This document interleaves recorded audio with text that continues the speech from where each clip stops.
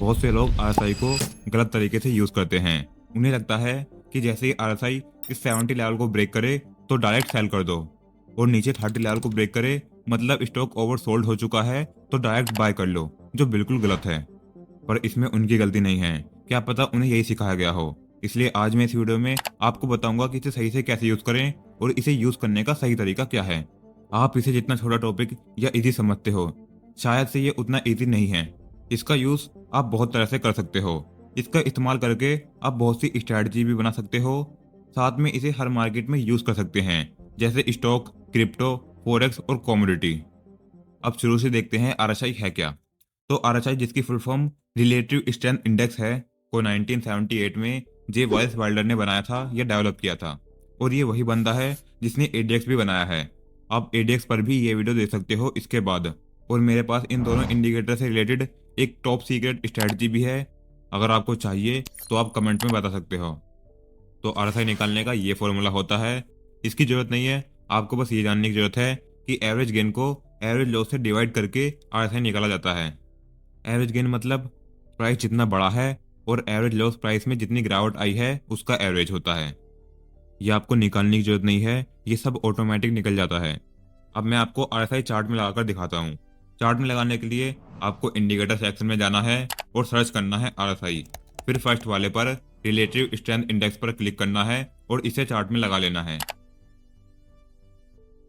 अब लगाने के बाद हमको दो कलर की लाइन दिखेगी, एक ब्लू कलर की लाइन होगी और दूसरी येलो कलर की।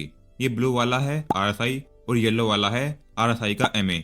हमें आरएसआई का एमए यूज नहीं करना है, इसलिए सेटिंग में जाकर आरएसआई बेस एमए को बंद कर देंगे और यहाँ पर आपको कुछ नहीं छेड़ना है। इनपुट्स में आकर देखें तो यहाँ पर आपको आरएसआई लेंथ 14 मिलेगी। इसका मतलब है पिछली 14 कैंडल के एवरेज गेन और एवरेज लॉस को डिवाइड करके आरएसआई निकाला जा रहा है। इसमें भी आपको कुछ चेंज नहीं करना है और सेव कर देना है। अब आपको यहाँ पर 0 से 100 तक के नंबर दिखेंगे और इन नंबर पर 3 लेवल होते हैं जो बहुत इंपॉर्टेंट होते हैं। फर्स्ट लेवल होता है 50, जो मिडल पॉइंट भी होता है। सेकेंड होता है 70 और थर्ड नीचे की तरफ होता है 30। सबसे पहले 50 की बात करें तो जब भी आरएसआई 50 के ऊपर होगा, जैसे इस जगह पर है, तो मार्केट बुलिश है, शेयर बढ़ रहा है। और जब भी आरएसआई की वैल्यू 50 के नीचे होगी तो मार्केट बेरिश है, शेयर की प्राइस गिर रही है। अब जो 30 और 70 लेवल है, इसे लोग कैसे यूज करते हैं पहले मैं ये बता दूं। जब भी आरएसआई की वैल्यू 70 के ऊपर जाती है तो लोग डायरेक्ट सेल कर देते हैं, ये देखकर कि ओवरबॉट हो गया है, मतलब स्टॉक को लोगों ने कुछ ज्यादा ही खरीद लिया है और वो ज्यादा ही ऊपर चला गया है। मतलब ये तो वही वाली मेंटालिटी हो गई कि इतना ऊपर चला गया है, अब तो नीचे आएगा ही, इसलिए सेल कर देता हूँ। 30 लेवल के नीचे जाते ही स्टॉक ओवर सोल्ड हो जाता है, मतलब ज्यादा ही नीचे गिर गया है होता है, तो लोग इस जगह पर सीधे बाय कर लेते हैं। पर तुम्हें ऐसा नहीं करना है, क्योंकि सिर्फ एक इंडिकेटर के बेस पर हम ट्रेड नहीं ले सकते और ये यहाँ से और भी नीचे आ जाता है, साथ में प्राइस भी नीचे गिर जाता है। अब इन लेवल का यूज आप 3 तरीकों से कर सकते हो। सबसे पहले ओवरबॉट और ओवरसेल का यूज करके। जब आरएसआई 70 लेवल को ब्रेक करके ऊपर निकल जाए तब सेल नहीं करना है। जब ये दोबारा ओवरबॉट जोन से होकर 70 लेवल के नीचे आ जाए, मतलब पहले 70 लेवल का ब्रेकआउट हुआ, फिर वो ब्रेकआउट फेल हो गया और आरएसआई ने फिर से 70 लेवल को ब्रेक किया, लेकिन अब की बार नीचे को ब्रेक किया, तब सेल ट्रेड प्लान कर सकते हैं, वो भी अदर फैक्टर को ध्यान में रखकर। जैसे यहाँ पर रेजिस्टेंस भी है और पिन बार टाइप की कैंडल भी बनी है, तो यहाँ पर हम सेल कर सकते हैं। ठीक इसी तरह से हम 30 लेवल का भी यूज करेंगे बाय करने के लिए। देखो इस कैंडल पर आरएसआई की वैल्यू इतनी कम हो गई कि उसने 30 लेवल को भी ब्रेक कर दिया। अब यहाँ पर बहुत से लोग बाय करके ट्रैप हो जाएंगे, क्योंकि मार्केट और ज्यादा नीचे गिर गया। लेकिन जब आरएसआई ओवरसेल जोन से होकर फिर से 30 लेवल को अपसाइड ब्रेक करेगा तो हम बाय साइड प्लान कर सकते हैं। तो इस ग्रीन कैंडल पर आरएसआई ने 30 लेवल को ब्रेक किया है। अब कंफर्मेशन के लिए, क्या यहाँ पर कोई सपोर्ट है? पीछे जाकर देखेंगे तो हाँ, यहाँ पर एक सपोर्ट जोन भी है। साथ में पिछली वाली कैंडल बुलिश पिन बार या हैमर कैंडलस्टिक पैटर्न भी है, जो मार्केट में बुलिशनेस शो करती है। अब हमारे पास RSI के अलावा दो और कंफर्मेशन है बाय करने के लिए, तो यहाँ पर हम बाय कर सकते हैं। स्टॉप लॉस इस हैमर के नीचे लगाकर इस रेजिस्टेंस तक का टारगेट ले सकते हैं, जो यहाँ पर आसानी से हिट हो गया है। यहाँ पर भी मार्केट तभी बुलिश हुआ जब RSI ओवरसोल्ड से निकलकर वापस 30 लेवल के ऊपर आया। दूसरा तरीका इन लेवल को यूज करने का, सबसे पहले आपको इन लेवल को ही चेंज कर देना है। सेटिंग में आकर जो 70 है इसे कर देना है 60 और जो 30 है इसे कर देना है 40 यानी 40। अब मैंने आपको क्या बताया था, 50 के ऊपर मार्केट बुलिश होता है और 50 के नीचे मार्केट बेरिश होता है। तो इसी कॉन्सेप्ट का यूज करके ये तरीका या स्ट्रेटजी बनाई गई है।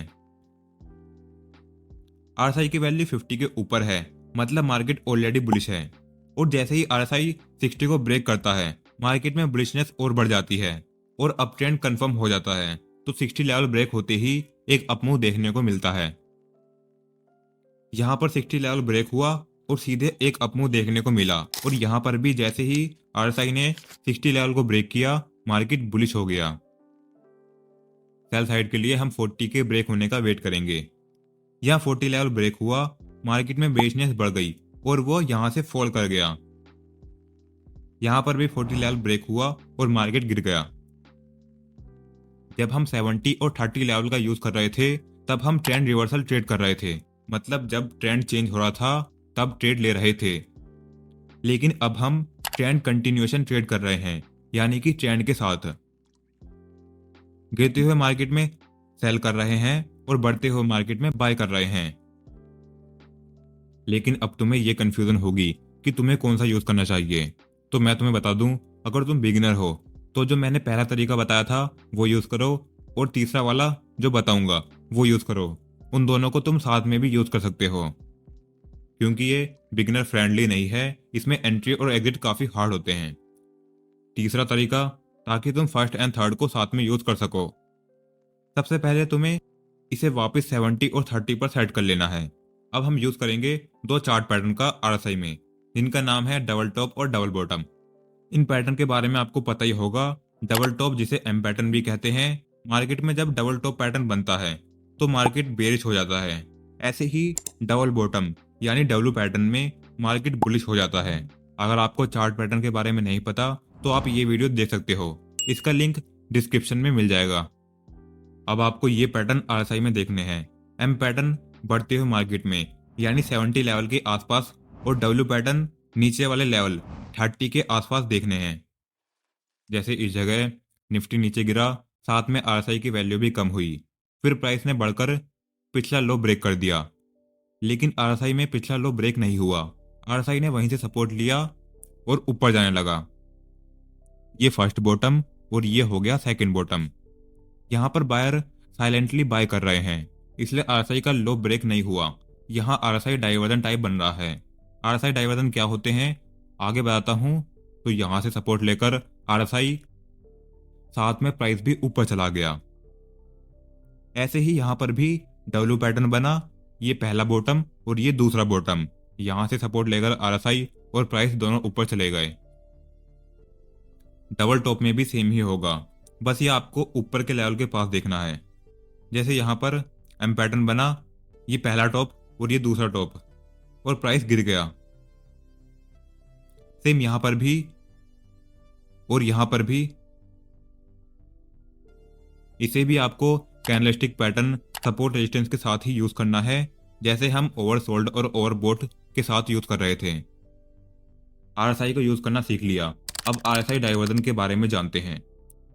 देखो, ज्यादातर क्या होता है, प्राइस बढ़ रहा है तो RSI भी बढ़ रहा है, और प्राइस गिर रहा है तो RSI भी गिर रहा है। मोस्ट ऑफ टाइम यही होता है, दोनों साथ में चलते हैं, ऑपोजिट नहीं चलते। लेकिन हमेशा ऐसा नहीं होता, कभी कभी RSI प्राइस से ऑपोजिट चलता है। प्राइस गिर रहा होता है तो RSI बढ़ रहा होता है, प्राइस बढ़ रहा होता है तो RSI गिर रहा होता है। इसे ही RSI डाइवर्जन कहते हैं। अब इसे चार्ट में देखते हैं कौन सा बुलिश होता है और कौन सा बेरिश होता है। इस जगह पर प्राइस लगातार बढ़ रहा है, हायर हाई हायर लो बन रहे हैं, और हर लो पिछले वाले के ऊपर है। तो यहाँ ट्रेंड लाइन बना देंगे अपसाइड को, अब RSI को देखें तो वो लगातार गिर रहा है। हर लो पिछले वाले के नीचे है और लोअर लो लोअर हाई बन रहे हैं जो डाउन ट्रेंड में बनते हैं। इसका मतलब कि यहाँ सेलर साइलेंट तरीके से सेल कर रहे हैं। तो जब भी प्राइस बढ़ रहा होता है और RSI गिर रहा होता है तो ये होता है बेरिश डाइवर्जन, और ऐसे में हमें बाय नहीं करना चाहिए लेकिन सेल कर सकते हैं कंफर्मेशन पर। जैसे यहाँ पर बायर ने ब्रेकआउट पर बाय किया होगा और वो ट्रैप हो गए RSI डाइवर्जन की वजह से और मार्केट काफी ज्यादा नीचे गिर गया। ऐसे ही बुलिश डाइवर्जन में प्राइस लगातार गिर रहा होता है। जैसे यहाँ पर प्राइस तो लगातार गिर रहा है, लोअर लो लोअर हाई बन रहे हैं, लेकिन RSI बुलिश है, वो लगातार बढ़ रहा है। तो यहाँ बुलिश डाइवर्जन है और प्राइस इसके बाद काफी ऊपर गया है।